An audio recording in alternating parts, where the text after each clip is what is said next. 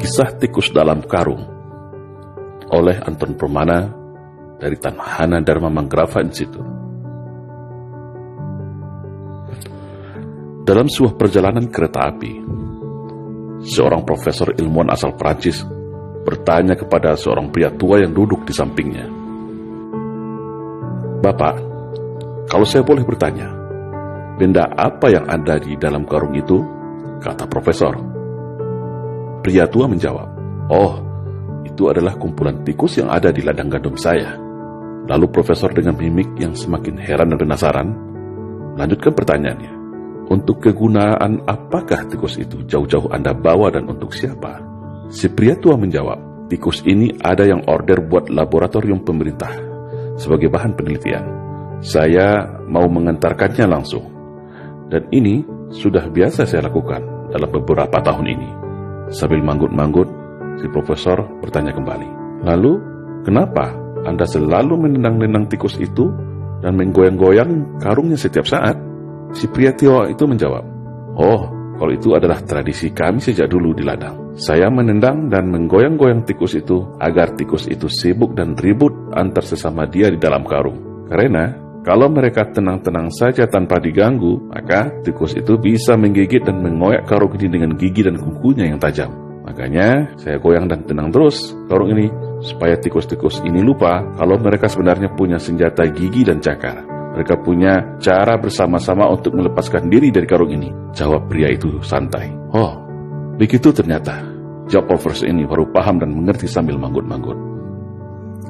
Nah, apa yang dapat kita ambil pelajaran dari cerita di atas kalau kita konversikan kepada kondisi bangsa kita saat ini?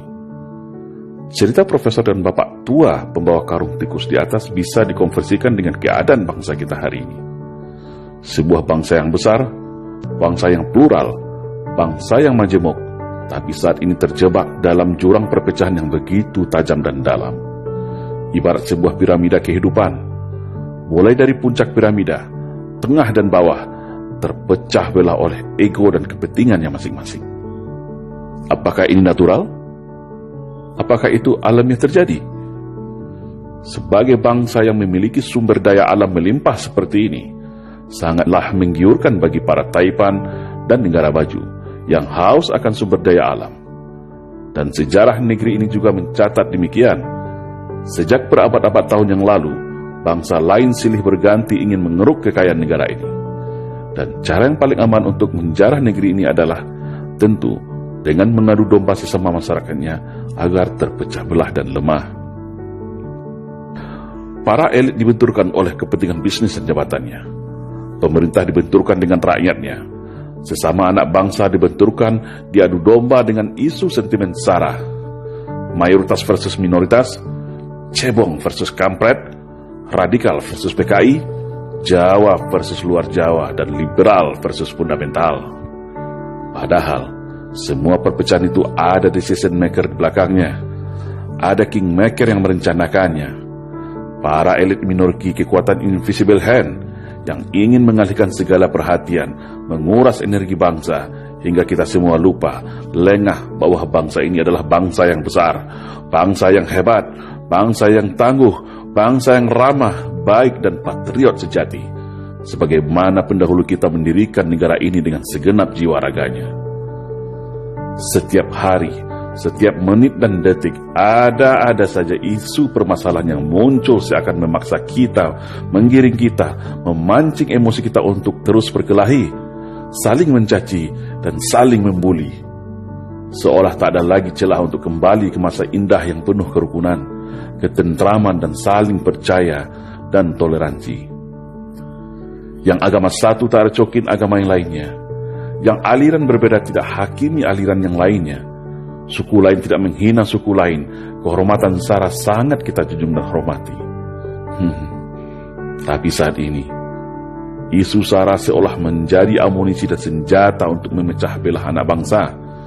Akhirnya yang terjadi, sesama anak bangsa terjebak dalam jurang gelap perpecahan tiada henti, yang membuat para cukong, elit minority, kingmaker semua tepuk tangan dan tertawa sambil menghisap kekayaan negeri ini dengan tenang. Sudah saatnya bangsa ini sadar akan jati dirinya. Sudah saatnya kita semua paham arti dari semua perpecahan ini.